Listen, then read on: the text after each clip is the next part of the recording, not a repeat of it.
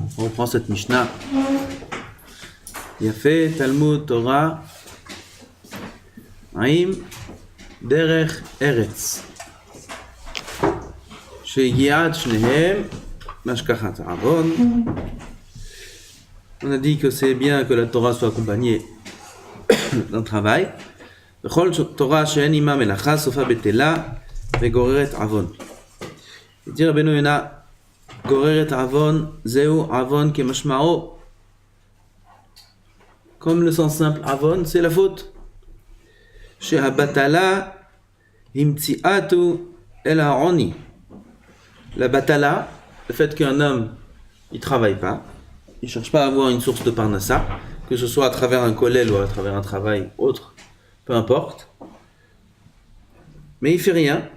Cette batala, elle entraîne la pauvreté. Et ça entraîne beaucoup d'averot. Batala, rester sans rien faire, c'est ça qui commence à faire monter à l'esprit de l'homme des idées de faire du mal. Quand un homme il s'ennuie, il n'a rien à faire, il fait le mal, comme c'est écrit dans la Mishnah dans Ktuvot. Que une femme, un homme qui se marie avec une femme, la Mishnah là-bas il dit quels sont les engagements de l'homme envers sa femme, il doit lui amener ça et ça et ça. Top. Ensuite, si la femme elle est riche, la Mishnah a dit même si elle lui fait rentrer 100 servantes, mais ashfachot, 100 servantes. Chaque servante elle s'occupe d'une autre tâche dans la maison. 100 servantes dans une maison, c'est énorme. La femme elle n'a plus rien à faire. Quand bien même la femme elle est obligée de faire 3 travaux particuliers qui sont Atzarat Amita, faire le lit de son mari, les Chot Yadav Panav Raglav, lui apporter l'eau pour qu'il se nettoie. Et encore une autre tâche là-bas qu'elle doit faire. Pourquoi? Elle a des servantes. Maësh, pourquoi tu lui demandes de travailler? Elle est milliardaire, fille de milliardaire. Elle a été habituée à sa maison à rien faire. Quand Pitom elle se marie, elle lui amène, c'est lui qui lui fait rentrer dans la maison les 100 servantes, et tu lui demandes encore de faire des tâches ménagères. Elle est obligée de faire des tâches ménagères. Pourquoi? Parce que sinon, elle va s'ennuyer. Et l'ennui entraîne la Avera. Elle va commencer à penser à quoi quand elle n'a rien à faire? À des Averotes. À des Averotes. Une fois, il y avait Rabbi Chaim Vital. À son époque, il y avait là-bas un Chacham. Il était très très expert pour savoir parler avec les Neshamot. Et là-bas, il y a une Neshama qui est venue, il y a eu un esprit qui est venu et qui lui a dit tous les gens de Damesek, c'est des Rechaim. Damesek, c'est en Syrie. Des Rechaim. Pourquoi? Non, c'était en Égypte, pardon. Lui, il est en Syrie, mais c'était sur les Juifs d'Égypte. Tous des Rechaim. Pourquoi? Alors, il a dit là-bas les Averot qu'ils font, et leurs femmes, ils sont encore plus qu'eux.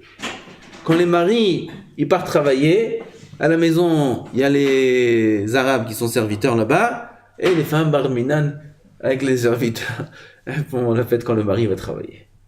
Chez la Mishma. Pourquoi? Les serviteurs, la femme elle n'a rien à faire. Elle n'a rien à faire. Sa tête elle est où?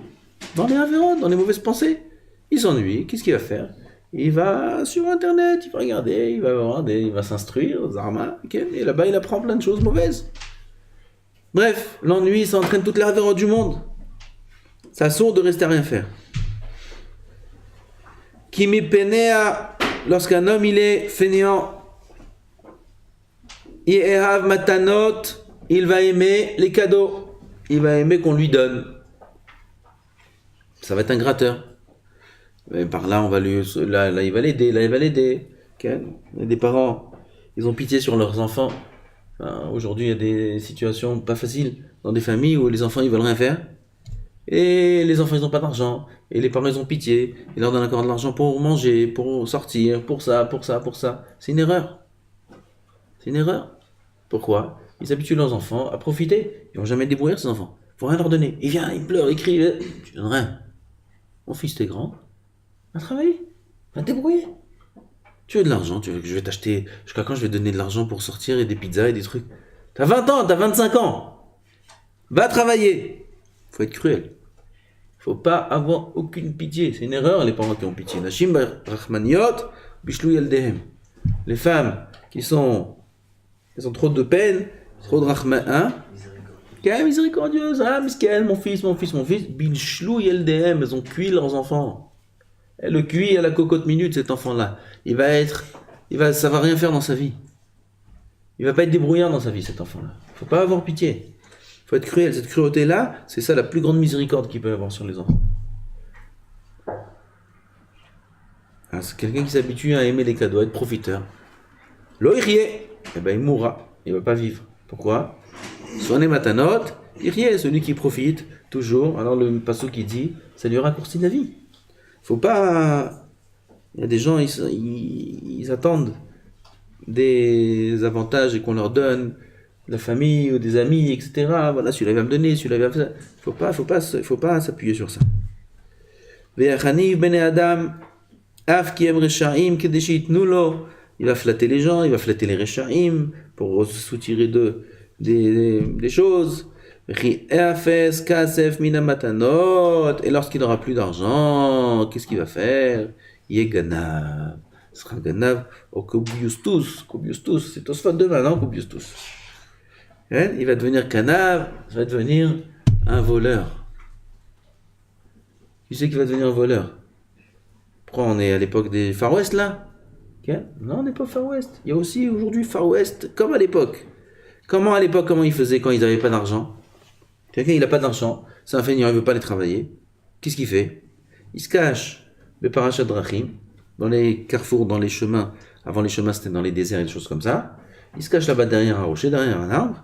Et il attend qu'il y ait des gens qui passent. Il sort avec son épée, et il les dépouille. Ça, c'était à l'époque. C'est pour ça qu'on a Birkat Agomel. Birkat Agomel, c'est celui qui va en chemin. Il fait Agomel. Pourquoi il fait Agomel?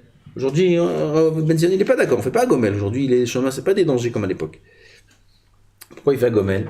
Les chemins, c'était un danger. Il y avait des voleurs en chemin. Donc aujourd'hui, ça existe, ça? Des gens qui vont se mettre derrière un feu rouge, avec une épée, et dès qu'il y a une voiture qui arrive, il va sortir du feu rouge comme ça, ou un stop. Il n'y a pas ça aujourd'hui, d'accord? Il n'y a pas moins que ça. Aujourd'hui, il n'a pas d'argent, il n'arrive pas à s'en sortir dans le travail, ça va être un voleur pas moins que ça. Il va aller travailler dans le Forex. Il va travailler dans le téléphone. Il va travailler dans cette société, où là-bas c'est du vol, à 100% du vol. Et toutes les histoires qu'il raconte, c'est des histoires. Non, c'est comme ça. Son rave il a permis, personne n'a permis, c'est tout du vol à 100%. Il va aller travailler là-bas. Il va devenir un voleur, pourquoi? Là-bas on fait beaucoup d'argent, très facile.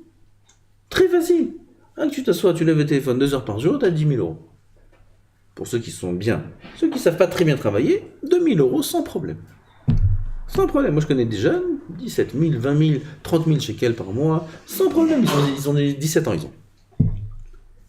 Comment tu gagnes 20 000 shekels par mois à 17 ans? Alors que son père, à lui, il travaille comme un khamor du matin au soir, et il n'arrive pas aux 10 000? Comment c'est possible ça? Quoi? C'est de la magie? C'est pas de la magie, c'est du vol. Voler, on gagne beaucoup d'argent en volant. Il va devenir un voleur. Qui? Le Hatzlan, celui qui est feignant. Il va devenir voleur. Quel est le vol aujourd'hui? Voilà, les métiers où il y a du vol, plein de vol dedans. Et même s'il travaille dans un endroit où c'est pas des voleurs, où les patrons c'est pas des voleurs, lui là-bas il peut être un voleur. Il peut dire ce qu'il veut dans le téléphone, il peut dire ce qu'il veut.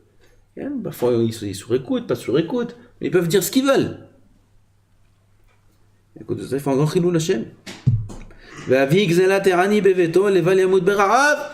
dire quoi? Yamoud bera'av, je vais mourir de faim. Il y a une femme, il y a des enfants, tu leur fais des fois, on leur fait des réprimandes. Pourquoi tu travailles comme ça? Pourquoi tu travailles dans un truc comme ça? Pourquoi tu dis des phrases comme ça aux clients? C'est sourd, tu mens. Qu'est-ce que je fasse? Qu'est-ce que je fasse? Où tu veux que j'aille? J'ai une femme, j'ai des enfants, j'ai tout. C'est une femme, des enfants, c'est une moteur de voler. Va travailler un autre travail propre. Et quand je pourrais te donner la bracha, qu'avec le peu que tu vas travailler là-bas, que tu vas gagner, tu feras des grandes choses. Parce qu'ils font là-bas beaucoup d'argent. Moi, je connais pas un qui a de l'argent de ce qu'il travaille là-bas. Je ne connais pas un. Avec leurs 20 000 ou 30 000 ou 50 000 shekels par mois qu'ils gagnent, ils ont 0 sous. Ils sont toujours à 0 dans leur compte. Toujours. Je dis, qu'est-ce que tu fais? Là, je sais pas d'argent. Non, t'as pas d'argent, tu gagnes 20. Qu'est-ce que tu fais avec 20 000? Je sais pas, j'ai plus rien. Plus rien du tout. Ça, c'est la première étape. Deuxième étape, ils seront aussi endettés. Plein de dettes, ils auront. Après, ça va devenir des voleurs de niveau plus haut pour rembourser les dettes aussi. Il n'y a pas de fin à ça, il n'y a pas de bracha dans cet argent. Voilà, il dit ça, Rabbeinu Yonah. Une fois qu'un homme il arrive à ce stade-là, il n'y a plus de frein à son élan. Il est lancé, il n'y a plus de frein. Une fois qu'il en est là, que c'est devenu un voleur, c'est devenu un vicieux, il n'y a plus de frein, il enfreindra toutes les mitzvot de la Torah. Tout, chas v'shalom, toutes les barrières elles tombent. C'est une arnaque de cet argent volé pour une yeshiva, par exemple. Ma putain, on veut pas d'argent volé. Combien ils m'ont dit des gens? Il y a celui-là, mais ma putain, c'est du vol. Ça fait couler toute la yeshiva, ça. Toute la yeshiva, ça peut faire couler. Tu fais rentrer cet argent-là, il te pourrit comme un fruit pourri dans une corbeille de fruits. Corbeille de fruits, tous les fruits sont bien. Tu mets une pomme pourrie, toutes les pommes elles sont pourries. Cet argent, il te salit tout. Putain, les élèves, ils n'arrivent pas, ils n'ont pas envie d'étudier. Putain, mes élèves faisaient. Le cuisinier, voilà, il travaille dans une yeshiva l'après-midi. Le matin, plutôt. Il travaillait. Cette yeshiva, elle est fermée. 80 élèves. Fermés. Pourquoi? C'est pas propre. Toutes les yeshiva fermées. Les élèves, ils faisaient rien du tout. Rien. Du matin au soir, ils écoutaient personne, ils dormaient toute la journée, ils faisaient ce qu'ils voulaient, les élèves. Qu'est-ce que c'est une yeshiva, ça? Pourquoi ils sont comme ça? Pourquoi ils vont en yeshiva, ces élèves? C'est pas de leur faute. Tu leur donnes à manger là-bas du vol. Tu rachètes du manger volé. Avec l'argent volé, tu en achètes à manger. C'est qui les donateurs là-bas? De grands donateurs, c'est des voyous. Cet argent-là, c'est du vol. Comment tu veux qu'il y ait une abracha? Comment tu veux qu'il y ait une kedusha dans cette yeshiva? Rien à voir qu'à ces problèmes. Même dans la maison. J'ai entendu une fois de Rav Asher Weiss Shirié. Il a amené au nom de, je ne me rappelle pas de qui, que une des raisons du symptôme qu'il y a aujourd'hui, que beaucoup de familles, là-bas, les enfants, ils sortent dans un mauvais chemin, c'est l'argent que le père de la famille fait rentrer dans la maison. D'où il vient cet argent? Avec quel argent il va faire les courses? Si c'est avec de l'argent qui n'est pas propre, alors il donne à manger à ses enfants de la nourriture qui est achetée avec l'argent qui n'est pas propre. Ce vol-là, cette touma qu'il y a dans cet argent, il passe dans la nourriture, qui passe dans leur intestin aux enfants, qui passe dans leur sang, et ça leur donne pitom, la tête est... Par Shalom, qu'à chaque endroit où il y a ça, ça veut dire que c'est ça la raison. Mais voilà, ça peut causer aussi ces choses-là. Que si les enfants ils n'écoutent pas leurs parents, ou les enfants ils font un peu ce qu'ils veulent, etc., une des raisons peut être, pas dit que c'est toujours ça, aval, ça peut venir aussi de ça. Un homme il doit vérifier quel argent il fait rentrer chez lui à la maison, avec quel argent il va faire des courses. D'où il a cet argent? Est-ce qu'il est propre à 100%? Une fois, il est venu voir Chafetz Chaim, je vous dis, je crois, la semaine dernière. Il est venu, il a dit, Vodarav, voilà, regardez, j'ai une paire de tefilines, il était tout ému, il a réussi, après beaucoup de temps, d'acheter une paire de tefilines qui coûte très cher. Il vient la montrer au Chafetz Chaim, pour qu'il voit, regardez les tefilines que j'ai eu avec Vodarav. Il lui montre, voilà, le boîtier comme ça, merouba comme il faut, la couleur, les charitim jusqu'à la c'est fait d'une mikcha, c'est tout de la halachot. Chafetz Chaim regarde, je belle père, mais est-ce que tu as fait attention aussi? Voilà, de la même façon que tu fais attention à tous les hidurim qu'il y a dans tes tefilines, que l'argent avec lequel tu as acheté tes tefilines soit aussi meoudar. Tu as vérifié que l'argent avec lequel tu as payé cette tefilines, il soit aussi meoudar que les tefilines elles-mêmes? Parce que sinon, alors c'est quoi il n'y a aucun sens à toutes les hidurim et toutes les chumrot qu'il y a dans tes tefilines. Si l'argent avec lequel tu les as payés, il n'est pas aussi propre et meoudar. Quand on fait une mitzvah, il faut que l'argent d'où il vienne. Rouler terouma, là-bas, l'argent qui n'était pas propre, il était rejeté. Il n'était pas accepté par Moshe Rabbeinu. Alors combien il faut faire attention à ces choses-là? Que l'argent qu'on gagne, et avec ça on va acheter pour soi-même à manger, pour sa famille à manger, il soit propre. C'est impossible ça. Impossible? Impossible parce que ça passe tellement de main à main que... Non, je ne parle pas du billet lui-même, ou de la pièce elle-même. Ah C'est pas grave ça. Pas du billet lui-même. On parle de l'argent, de la façon dont tu as récupéré ce billet-là. Y a pas de problème dans le gouffre. Alors, khefze, c'est gavri. Ça s'appelle profiter. Khefze, mais je gavri. Non, mais khefze, chez la kesef. Bah, gavri, bah, Adam Atzmo, comment il a, lui, acquis cet argent. Ron, t'as pris ça à pavé, khefze et gavri ou pas? Hein? Qu'est-ce que tu dis? Ça s'appelle profiter du gazelle, non? Non. Il n'y a pas de problème dans l'argent lui-même, dans le billet lui-même, il n'y a pas de problème. Pareil, alors si quelqu'un il va dans une yeshiva, il a volé. Et quoi? Si quelqu'un il vole, il va dans une yeshiva, il n'y a pas de problème sur le billet. Cet argent-là qu'il a donné, il a réussi à l'avoir par du vol. Cet argent qu'il te donne, c'est argent de volé. Pas forcément le billet même. Même ça peut être un chèque qu'il te fait. Ça peut être qu'il a tiré de l'argent du distributeur. J'ai compris, mais il y a une suite de cet argent. Ça appartenait bien à quelqu'un au départ. Tov. Après, on approfondit. Ça s'entraîne que l'homme, après, une fois il a fait tomber ces barrières-là, du gezel, il n'a plus de faim. Après, Shabbat aussi va faire tomber, après, la femme, la tzniut aussi va faire tomber, après. Shem Mirachem, c'est ce qu'on entend aujourd'hui. Une famille normale, des couples avec des enfants et tout, et pitom, ils ont tout lâché, ou lui il a tout lâché, ou elle, ou les deux ils ont tout lâché. Ils ont mis devant. Comment ils ont tout lâché? Ça peut venir de ces choses-là. Qui avera, goreret, avera, une avera en entraîne une autre. On dit, on croise jamais un petit peu, ça, après on dit, mais c'est dangereux, tu peux arriver à pire. Ils y croient pas les gens. Comment ils y croient pas? Khazal, ils savent comment le rouach de l'homme il fonctionne. Avera, goreret, avera. Tu te laisses aller dans un domaine, tu vas laisser tomber tous les domaines.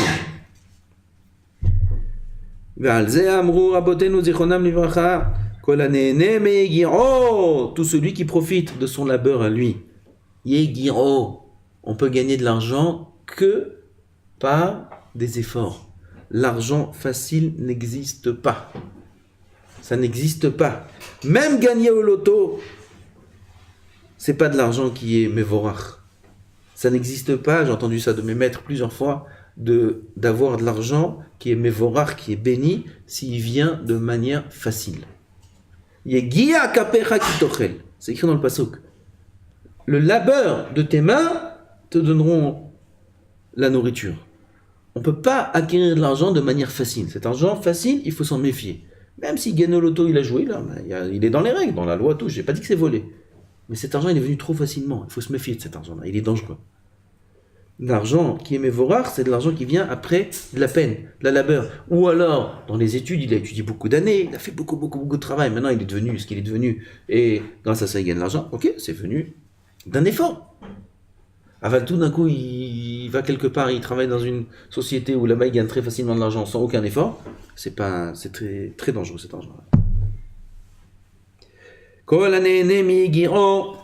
Tout celui qui profite de son labeur, de son effort,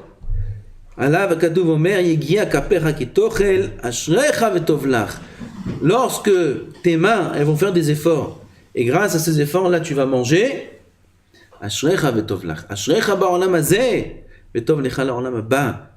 Kadosh Baruch Hu nous met dans ce monde pour nous tester, pour voir si on va aller dans le droit chemin. Alors il nous teste avec l'argent.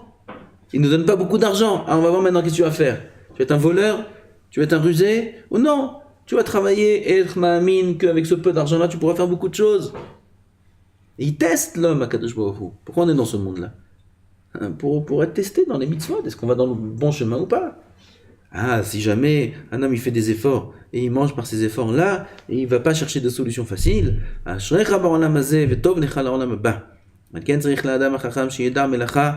chacham, il faut qu'il ait un métier, qu'il sache un travail. Encore une fois, on parle à l'époque où il n'y avait pas le système des kolélim, où il n'y avait pas le système où on peut te payer pour que tu travailles. Il n'y avait pas le système où les femmes travaillent, ça n'existait pas les femmes qui travaillaient à l'époque. Aujourd'hui, ça a changé un petit peu. Aujourd'hui, les femmes travaillent, le mari au collège, il gagne ce qu'il gagne, ça complète ce qu'elle travaille, ce que lui il gagne, et bon, on peut vivre comme ça, une maison de Torah, même sans que le mari il ait besoin de travailler. C'est aussi un travail. Quand il va au collège, il va chauffer les bancs. C'est un voleur s'il chauffe les bancs. Il faut qu'il aille pour étudier. Pourquoi le Rosh Kollel il le paye là-bas? Il le paye pour qu'il étudie. Alors il faut qu'il étudie comme il faut, sinon il n'est pas intéressé de le payer. Et s'il étudie pas, il reçoit son chèque à la fin. Aussi, c'est du vol. Pas moins que d'aller voler dans une... mal travailler dans une société. C'est la même chose. כן צריך לאדם החכם שידע מלאכה, כעניין שנאמר, טובה חוכמה עם נחלה. ברוך ה' לעולם, אמן ואמן.